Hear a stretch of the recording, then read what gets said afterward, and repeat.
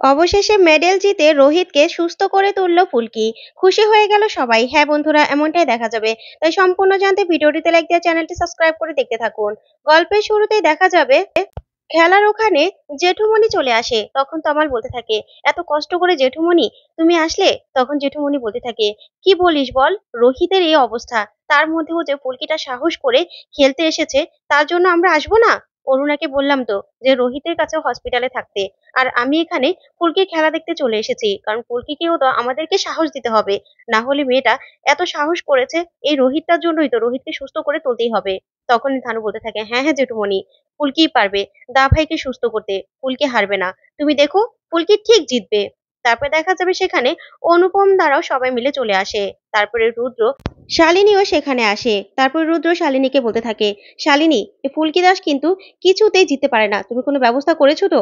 ও জিতলে কিন্তু সবকিছু শেষ হয়ে যাবে, শেষ হয়ে যাবে, পুরো নবাবগঞ্জ জুড়ে ও পুরো হিরোইন হয়ে যাবে, তখন আমি একদম হেরে যাব। তখন শালিনী বলতে থাকে, রুদ্রদা একদম চিন্তা করো না, সব ব্যবস্থা আমি করেছি, আজকে ফুলকি দাস কিছুতেই জিততে পারবে না। একটা ঔষধের ব্যবস্থা করেছি ওকে দুর্বল করার জন্য, তুমি দেখো ফুলকি দাস আজকে ঠিক হেরে যাবে। তারপরে দেখা যাবে খেলা শুরু হয়ে যায়।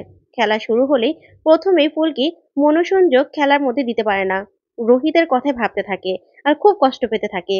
তারপরে প্রথম রাউন্ড শেষ হয়ে গেলেই ফুলকি বসলেই রোহিতের কথা ভাবতে থাকে আর মনে মনে বলতে থাকে, স্যার আপনাকে যে সুস্থ হতেই হবে, আপনাকে আমি সুস্থ করবই, আজকে আমাকে জিততেই হবে, আপনার জন্য হলেও জিতে হবে। স্যার প্লিজ আপনি একটু একবার আমার কাছে আসুন না, আপনি না আসলে যে আমি মনে সাহস পাচ্ছি না।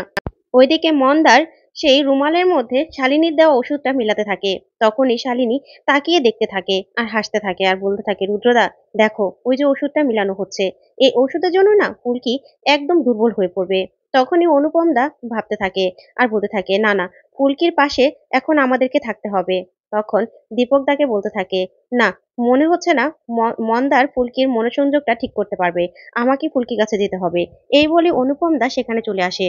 তখন মন্দারকে দেখে বলতে থাকে, মন্দার আমি ফুলকির সাথে কথা বলবো। তখন মন্দার ভয় পেয়ে যায় আর বলতে থাকে, হ্যাঁ হ্যাঁ স্যার, এই যে রুমালের মধ্যে ওষুধটা মিলাচ্ছিলাম, ওর রিফ্রেশমেন্ট হবে, ওর ভালো লাগবে। তারপরে ফুলকিকে অনুপম দা বলতে থাকে, ফুলকি তুমি শুধু দেশের কথা ভাবো, শুধুমাত্র দেশের কথা ভাবো, রোহিত নিশ্চয়ই এই কথাই তোমাকে বলতো। তখন ফুলকি বলতে থাকে, স্যার সেটাই চেষ্টা করছি। তখন অনুপম দা বলতে থাকে, ফুলকি তোমাকে তোমার স্যারের জন্য হলেও জিততেই হবে, জিততেই হবে। রোহিতের কিন্তু অনেক আশা ছিল যে তুমি এই মেডেলটা জিতবে, ভারতের হয়ে তুমি জিতবে, তোমাকে কিন্তু সেইটা রাখতেই হবে, রোহিতের কথা ভাবো তুমি। তখন ফুলকি বলতে থাকে, হ্যাঁ হ্যাঁ স্যার, আমি জিতবই, আমাকে স্যারের জন্য হলেও জিততে হবে। ঠিক তখনই অনুপম মন্দারকে বলতে থাকে, দাও তোয়ালেটা ফুলকির হাতে দাও। তখন তোয়ালেটা ফুলকির হাতে দিলেই তোয়ালে দিয়ে ফুলকি নাক মুখ মুছতে থাকে। তারপরে গন্ধটা শুকে বলতে থাকে, এত মিষ্টি একটা ঘ্রাণ কোথা থেকে আসছে, কেমন যেন লাগছে। তখনই রোহিতের গলা শুনতে পায় ফুলকি। তখন ফুলকি বলতে থাকে, স্যার আমি স্যারের গলা শুনলাম। তখন মন্দার বলে, না না, তুমি ভুল শুনেছো। তারপরে ফুলকি মনে মনে বলতে থাকে, ঠিকই হবে, স্যারের গলা এখান থেকে আমি কোথায় শুনবো। তারপরে ফুলকির কেমন যেন চোখ মুখ ঘোলাটে হয়ে আসতে থাকে আর ফুলকির মাথা ঘুরতে থাকে। সেটা শালিনী দেখে বলতে থাকে, এই তো কাজ করছে, ওষুধে কাজ করছে, রুদ্রদা দেখো ফুলকি আস্তে আস্তে নিজের সংযোগ হারাচ্ছে, দেখো দেখো, ও নিজেকে ঠিক রাখতে পারছে না, ও না এই খেলা কিছুতেই জিততে পারবে না, তুমি দেখো কিছুতেই না। তখন রুদ্র বলতে থাকে, শালিনী তুমি বুঝতে পারছো তো? তখন শালিনী বলে, হ্যাঁ আমি বুঝতে পারছি, দেখো তুমি ওর অবস্থা।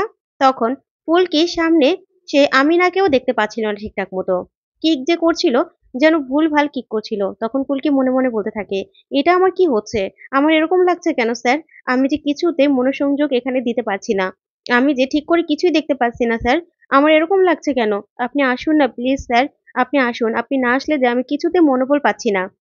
তারপরে দেখা যাবে আমিনা ফুলকিকে এক কিক করলে ফুলকি পড়ে যায়। তখনই আবার উঠে দাঁড়ায় ফুলকি। তারপরেই দু দু দলের মধ্যে মারপিট হলেই তারপরেই সেকেন্ড রাউন্ড শেষ হয়ে যায়। তারপরে ফুলকি বসলেই আবার মন্দার সেই তোয়ালে দিয়ে ফুলকির নাক মুখ মোছাতে থাকে। তখন ফুলকি মনে মনে ভাবতে থাকে, না এটা আমার সাথে কি হচ্ছে, আমি তো কিছুই কনসেন্ট্রেট করতে পারছি না, কি হচ্ছে আমার কাছে আমার সাথে। ঠিক তখনই ফুলকি দেখতে পায় রোহিত এসেছে আর এসে বলতে থাকে, ফুলকি কি করছো এসব বলো তো? ফুলকি খেলার দিকে মন দাও, খেলার দিকে মন দাও ফুলকি। তখনই ফুলকি রোহিতকে দেখে খুশি হয়ে যায় আর বলতে থাকে, স্যার আপনি এসেছেন, এসেছেন স্যার আপনি। তখন খুশি হয়ে গেলেই ফুলকি পরক্ষণে আবার দেখতে পায় রোহিত নেই। তারপরে খেলা আবার শুরু হয়ে যায়। তখন আমিনার সাথে আবার ফাইট শুরু হয়ে যায় ফুলকির। তখন ফুলকিকে ফাইট করে আমিনা। ওইদিকে দেখা যাবে প্রেসিডেন্টও চলে আসে ফুলকিকে মালা পরানোর জন্য, মেডেল পরানোর জন্য। ওইদিকে শালিনী বলতে থাকে, ইস, প্রেসিডেন্টও চলে এসেছে। উনি তো ভাবছে ফুলকিকে মেডেল পরাবে, কত আশা নিয়ে না এসেছে, কিন্তু কিছুই হবে না। এদিকে শালিনী খুব হাসতে থাকে। তখন রুদ্র বলতে থাকে, হ্যাঁ হ্যাঁ, শালিনী কাজ করছে, সত্যি কাজ করছে। তুমি পেরেছো। আজকে ফুলকি দাস কিছুতেই পারবে না, কিছুতেই না। ও নিজে ঠিক করে হাঁটতেই পারছে না। ঠিক তখনই দেখা যাবে আমিনা কিক করলে ফুলকি সাথে সাথে পড়ে যায়। আর সবাই পুরো স্তব্ধ হয়ে যায়। সবাই অবাক হয়ে যায়। ফুলকি কিছুতেই উঠতে পারছে না। ঠিক তখনই ফুলকি রোহিতকে দেখতে পায়। রোহিত বলতে থাকে, ফুলকি ওঠো, ওঠো ফুলকি ওঠো। তোমাকে হেরে গেলে চলবে না। তোমাকে আমার জন্য জিততে হবে। তুমি এটা ভাবো যে আমার স্বপ্ন ছিল যে তুমি ফুলকি ভারতের হয়ে মেডেল আনবে। তুমি আমার স্বপ্ন পূরণ করবে না ফুলকি? ওঠো ফুলকি ওঠো, ঘুরে দাঁড়াও ফুলকি, তোমাকে উঠতেই হবে, তোমাকে জিততেই হবে। ওঠো ফুলকি। বারবার করে রোহিত ফুলকিকে মনোবল দিতে থাকে। আর ফুলকি তখন তাকিয়ে রোহিতকে দেখতে থাকে। তারপরে রোহিত বলতে থাকে, ফুলকি ওঠো, ওঠো ফুলকি, তোমাকে আজকে জিততেই হবে ফুলকি, তোমাকে জিততেই হবে, আমার জন্যও তোমাকে জিততে হবে, আমার জন্য তোমাকে জিততেই হবে ফুলকি, ওঠো। ঠিক তখনই ফুলকি উঠে দাঁড়ায়। যা দেখে খুশি হয়ে যায় সবাই। সবাই হাতে তালি দিতে থাকে। ফুলকির নামে স্লোগান দিতে থাকে।